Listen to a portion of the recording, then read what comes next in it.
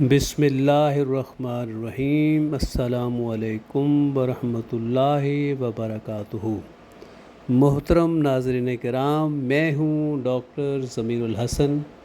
और हमारा आज का टॉपिक है कि what should be the diet plan of A diabetic patient. यानी जो एक शुगर का मरीज़ है उसका रोज़ का जो खुराक का शेड्यूल है वो कैसा होना चाहिए, उसको नाश्ते में क्या खाना चाहिए, उसको दोपहर के खाने में क्या खाना चाहिए और शाम को यानी उसका डिनर में क्या होना चाहिए। तो इसको समझने के लिए सबसे ज़रूरी बात जो पहले भी मैं बार बार बता चुका हूँ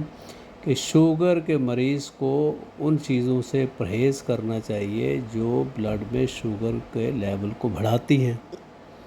तो उसमें जैसा कि आप जानते हैं, मैं पहले भी लेक्चर्स में बता चुका हूँ कि सिर्फ कार्बोहाइड्रेट्स ऐसी चीज़ें हैं जिनके खाने से ब्लड में शुगर का लेवल बढ़ता है। लिहाजा हमने अपनी खुराक में कार्बोहाइड्रेट्स की जो मिक़दार है वो कम से कम रखनी है। और दूसरी जो दो प्रोटीन है या फ़ैट हैं जो हम खाते हैं उनका चूँकि ग्लाइसेमिक इंडेक्स और ग्लाइसेमिक लोड तकरीबन ज़ीरो होता है, इसलिए प्रोटीन यानी गोश्त और अंडा वगैरह खाने से और जो फ़ैट है यानी मक्खन है, देसी घी, ऐसी चीज़ें खाने से चूँकि ब्लड में शुगर का लेवल नहीं बढ़ता, इसलिए उनको आप आराम से आसानी से खा सकते हैं। तो अब अगर एक शुगर के मरीज़ का जो डाइट प्लान हमने एक दिन का बनाना है तो उसके लिए कुछ असूल हैं। उन असूलों पे अगर मरीज़ कारबंद रहे तो अपनी शुगर को खुराक से भी कंट्रोल कर सकता है। हाँ, कुछ मरीज़ ऐसे हैं जिनकी शुगर खुराक से कंट्रोल नहीं होती या उनमें कॉम्प्लिकेशन है, तो वो अपने कंसर्न जो डायबिटीज़ के डॉक्टर हैं, डायबिटोलॉजिस्ट हैं या मेडिकल स्पेशलिस्ट हैं, उनसे रब्ता करके अपनी जो मेडिसिन है उसके बारे में आप मशवरा करें। बाकी जिनकी मामूली शुगर है या शुगर रिवर्स हो रही है तो वो अपनी खुराक से ही शुगर कंट्रोल कर सकते हैं, क्योंकि बेसिकली जो शुगर जो टाइप 2 शुगर है, डायबिटीज़ है, वो होती किस वजह से? इंसुलिन रेजिस्टेंस से। इंसुलिन रेजिस्टेंस कैसे होती है? एक्सेसिव हाई कार्ब जो डाइट है, जो ज़्यादा कार्बोहाइड्रेट्स खाने से, उससे इंसुलिन रेजिस्टेंस होती है। और जब इंसुलिन रेजिस्टेंस होती है तो उसमें चूँकि ऑलरेडी बॉडी में इंसुलिन की मिक़दार ज़्यादा होती है, इसलिए बाहर से हम अगर इंजेक्शन लगाएंगे इंसुलिन को तो वो इंसुलिन रेजिस्टेंस बढ़ती जाएगी, उसकी शुगर कंट्रोल नहीं होगी। इसलिए हमने वो चीज़ें अवॉइड करनी है, उनसे बचना है जिनसे इंसुलिन रेजिस्टेंस होती है और जिनकी वजह से ब्लड में शुगर का लेवल बढ़ता है। तो उसमें जो सबसे पहला असूल है, जो डायबिटिक पेशेंट है, जो शुगर के मरीज़ हैं, जिन्होंने खुराक से अपनी खुराक से शुगर कंट्रोल करनी है, तो सबसे पहला असूल ये है कि वो जो कार्बोहाइड्रेट्स ले रहे हैं, वो जो खुराक ले रहे हैं, उसका जो डेली का ग्लाइसेमिक लोड है वो 25 यानी 25 से कम हो।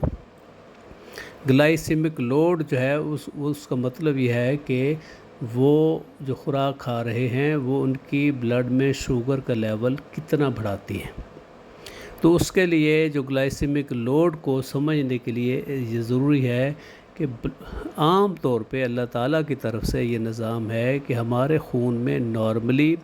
तकरीबन टोटल जो ब्लड है उसमें 5 ग्राम शुगर होती है। तो अगर हम 5 लीटर ब्लड जो नॉर्मल ब्लड का जो लेवल है, क्वांटिटी है हमारे जिस्म में होती है, उसको काउंट करें तो एक ग्लाइसेमिक यूनिट जो है, एक ग्लाइसेमिक लोड जो है वो 20 यूनिट ऑफ ब्लड के बराबर है। यानी अगर हम 100 यूनिट ब्लड के बनाएं और 100 यूनिट में चूँकि 5 ग्राम है तो एक ग्लाइसेमिक लोड चूँकि 1 ग्राम के बराबर होता है, लिहाजा एक ग्लाइसेमिक लोड जो है वो 20 यूनिट ऑफ ब्लड शुगर के बराबर है। तो 25 जो ग्लाइसेमिक लोड है वो 500 यूनिट ऑफ ब्लड शुगर के बराबर होता है। और नॉर्मली क्या होता है कि इंसुलिन का 1 यूनिट जो है वो 25 यूनिट ऑफ ब्लड शुगर को कंट्रोल करता है। لہٰذا اگر ہم ایک دن میں 25 گلائسیمک لوڈ جو ہے وہ خوراک لیں گے تو اس کے لیے صرف ہمیں 10 یونٹ انسولین چاہیے، اور اتنی تو انسولین جو ہے وہ لبلبے میں پینکریاس سے بن جاتی ہے، جو کہ شوگر کنٹرول جو ہے وہ کرنے میں مدد دے سکتی ہے۔ ٹھیک ہے، پہلے نمبر پہ ہم نے کیا کرنا ہے کہ وہ خوراک لینی ہے جن کا گلائسیمک لوڈ جو ہے وہ 24 گھنٹے میں 25 جو ہے وہ گلائسیمک لوڈ سے زیادہ نہ ہو۔ اب جب ہم نے یہ ذہن میں بنا لیا کہ ہم نے ایک دن میں 25 جو گلائسیمک لوڈ سے زیادہ ہم نے خوراک نہیں لینی، تو دوسری جو اہم چیز ہے جو ہم نے خیال کرنی ہے، شوگر کے مریضوں کو خیال کرنی ہے، کہ وہ یہ ہے کہ سارا دن مسلسل نہ کھائیں۔ وہ کھانے کی ایک ونڈو بنائیں، ایک ٹائم ٹیبل بنائیں کہ اس ٹائم میں ہم نے کھانا ہے، اور ایک ونڈو ایسی بنائیں 24 گھنٹے میں جس میں انہوں نے کچھ بھی نہیں کھانا۔ عام طور پہ یہ ہے کہ جو کھانے کی ونڈو جو ہے وہ 8 سے 10 گھنٹے کی رکھتے ہیں، اور 12 سے 14 گھنٹے کی جو ونڈو ہے اس میں ہم کرتے ہیں کہ ہم فاقہ کرتے ہیں، تاکہ جو کھانے کی ونڈو میں مریض نے جو کچھ کھایا ہے وہ ہضم ہو جائے، اور جو فاسٹنگ کی ونڈو ہے جس میں ہم نے کچھ بھی نہیں کھانا، اس میں جو ریپیئرنگ ہے، جو ڈیولپمنٹ ہے، وہ باڈی کی ڈیولپمنٹ ہو، اور جو سارے دن کی ٹوٹ پھوٹ ہے اس کی ریپیئر ہو جائے۔ اور اگر رات کو باڈی کو کسی چیز کی انرجی کی ضرورت ہے تو باڈی میں جو آلریڈی سٹورڈ فیٹ ہے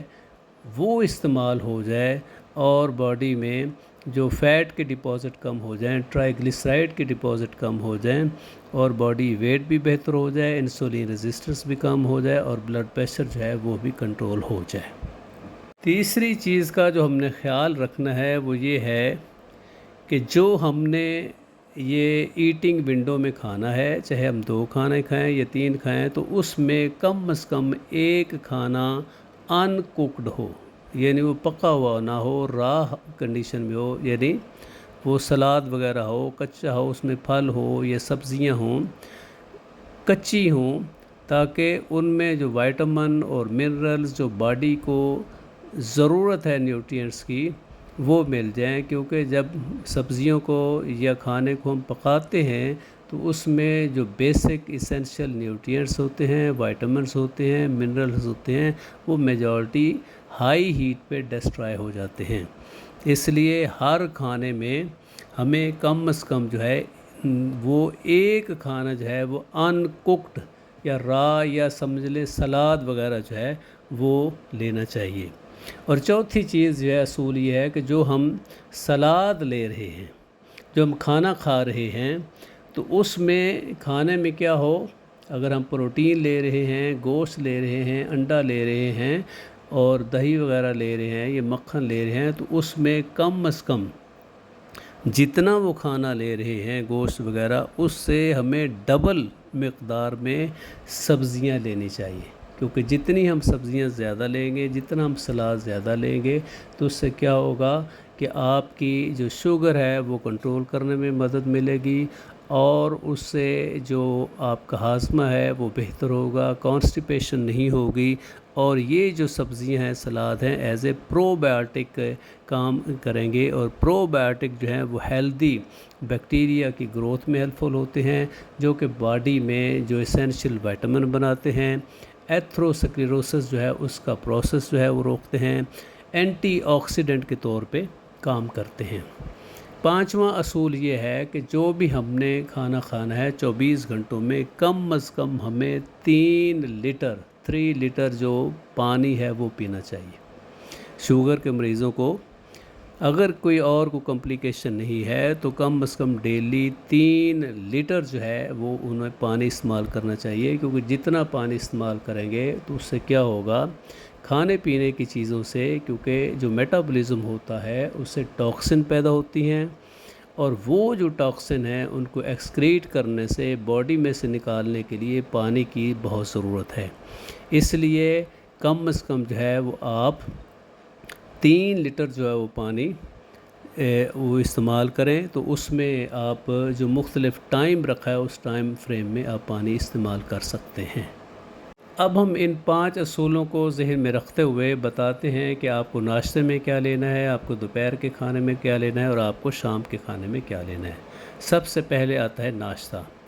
ناشتے میں شوگر کا مریض جو ہے وہ ڈیلی کم از کم 2 انڈے دیسی مل جائیں تو بہت اچھا ہے، ورنہ 2 انڈے زردی سمیت لیں۔ وہ چاہے آپ بوائل کر لیں، فرائی کر لیں، آملیٹ بنا لیں، جیسے بھی آپ اچھا سمجھتے ہیں وہ لے لیں۔ بہتر یہ ہے کہ آپ انڈے جو ہیں وہ ان کو بوائل کریں، ان کو باریک پیسز میں کاٹیں اور رات کا جو سبزی کا سالن وغیرہ بچا ہوا ہے اس میں ان کو مکس کریں۔ انڈوں اور سبزی کا جو سالن ہے مکس کر کے اس کو چمچ کے ساتھ کھائیں، تو عام طور پہ اسی سے آپ کا پیٹ بھر جائے گا اور یہ ناشتے میں کافی ہے۔ لیکن اس سے بھی اگر آپ سمجھتے ہیں کہ جی میرا پیٹ نہیں بھرا، تو آپ ایک چھوٹی سی پلیٹ جو ہے وہ سیلڈ کی لے سکتے ہیں، جس میں کم از کم 3 قسم کی سبزیاں ہوں۔ اس میں ایک چھوٹا سا پھل ایڈ کر سکتے ہیں اور اس سلاد میں تھوڑا سا آپ